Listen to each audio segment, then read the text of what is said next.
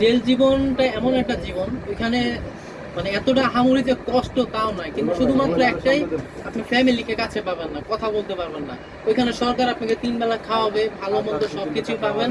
আর সপ্তাহে 2 দিন গরুর মাংস সহ খাবার দেয়। তো এখানে যে আপনি আহামরি কষ্ট হচ্ছে তাও কিন্তু না। তো আমি মনে করি জেল জীবনটা খারাপ না, জেল হচ্ছে, জেল ভালো, কিন্তু পরিবাররা আসলে খুবই টেনশন করে। জেল হচ্ছে, আমি বলি কওমি মাদ্রাসা আছে না, এক ধরনের মাদ্রাসার মতো। এখানে 5 ওয়াক্ত নামাজ হচ্ছে, এখানে যে আপনার আরবি শেখানো হচ্ছে, বিভিন্ন প্রশিক্ষণ দেওয়া হচ্ছে।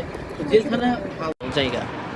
একটা মানুষ যদি শিক্ষা হয়, যেখানে থেকে যদি শিক্ষা না শিখে আসতে পারে, সে দুনিয়ার কোথা থেকে শিখতে পারবে না। ওইটা হচ্ছে একটা বিশ্ববিদ্যালয় মামুনের মার জন্য। কারণ মামুনের মা একজন সহজ সরল গ্রামের মহিলা। তো তাকে বিভিন্নভাবে অত্যাচার করা হয়েছে, যেটা দেখেছি। মামুন ভুল করতে পারে, কিন্তু মামুনের মা তো আর ভুল করে নাই।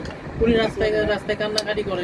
এই যে কান্নাকাটি করতেছে, এটা আসলে একটা মানে আমার মনে হলো যে তার পাশে থাকা উচিত। একটা ব্যক্তি তার পাশে নাই, তো আমার মনে হলো তার পাশে থেকে কিছু একটা করা উচিত।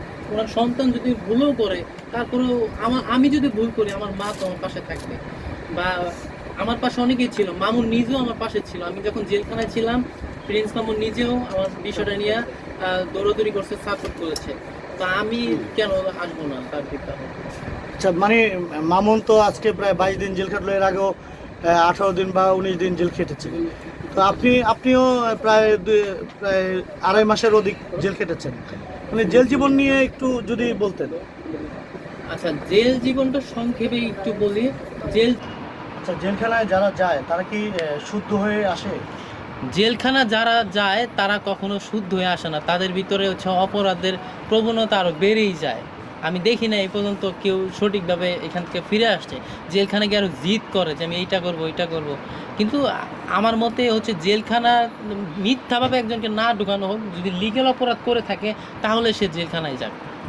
তো এখানে বিনা অপরাধে তাদের জন্য জেলখানা না, যারা অপরাধী করছে তাদের জন্য জেলখানা না। জেল হাজত তো হচ্ছে গিয়ে অপরাধীকে সাজা দিয়ে তাকে সঠিক লাইনে আনা বা সঠিক পথ নির্দেশন করা। জি। বলেন আপনি। এখন যে অপরাধী তাকে হচ্ছে সঠিক পথে আনার জন্য জেলখানা, যে হচ্ছে অপরাধ করা নাই তার জন্য তো জেলখানা না।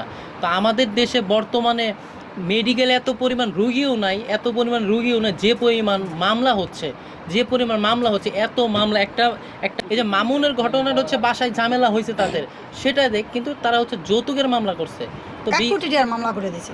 1 কোটি টাকার মামলা করছে। হ্যাঁ, এইটা মারামারি হয়েছে। স্বামী বউরে মারছে, বউ স্বামীরে মারছে। এই মামলা দিতে পারে, কিন্তু এর বাহিরের মারামারির মামলা মামলাটা দিতে দেওয়া মানেই তো মিথ্যা, এবং মিথ্যা মামলা একটা সময় শেষ হবেই। মিথ্যা মামলা লেগে কিন্তু তখন ওই ছেলেটা কিন্তু খারাপ হওয়ার চেষ্টা করে। ইমরানের কাছ থেকে শুনুন। ইমরান, আপনি মামুনের মাকে আজকে যে আপনি তার পাশে আছেন বা পাশে থেকে আপনি যে সাপোর্টগুলো দিয়েছেন, এটা কি মানবিক দিক থেকে? আমি ওনার পাশে মানবিক দিক থেকে রয়েছি। আমি মামুনের দিকে তাকিয়ে, কারণ মামুন আমার সময় ছিল যে সে যদি এখন অপরাধ করেও থাকে, তাকে তো জেল থেকে আদালত তো তাকে জামিন দিবে। ওই জামিনের চেষ্টাটা আমরা থেকে, হোসেন ভাই ছিল, আমরা ছিলাম, ওনাদের অ্যাডভোকেট থেকে চেষ্টা করেছি। আর তার 2টা মামলায় আজকে জামিন হয়ে গেছে। এছাড়াও অনেকে বলছে যে আপনি মামুনের বন্ধু হিসেবে আপনি মামুনের পাশে দাঁড়িয়েছেন। মামুনের বন্ধু হিসাবে মামুনের পাশে রয়েছি, এবং হচ্ছে আরেকটা বিষয় বলে রাখা ভালো, মামুনের যে মামলা 2টা হয়েছে, আজকে বিজ্ঞ আদালতে যখন অ্যাডভোকেট স্যার বিষয়টা প্রেজেন্ট করলেন, তখন কোনো মামলার তারা প্রমাণ দিতে পারে নাই, বিধায় 2টা মামলা একসাথে জামিন হয়ে যায়। হ্যাঁ, একসাথে জামিন হয়ে যায়। এটা হচ্ছে বিষয়। তো মামুন কালকে জেল থেকে ছাড়া পাচ্ছে, আগামীকাল জেল থেকে ছাড়া পাবে মামুন।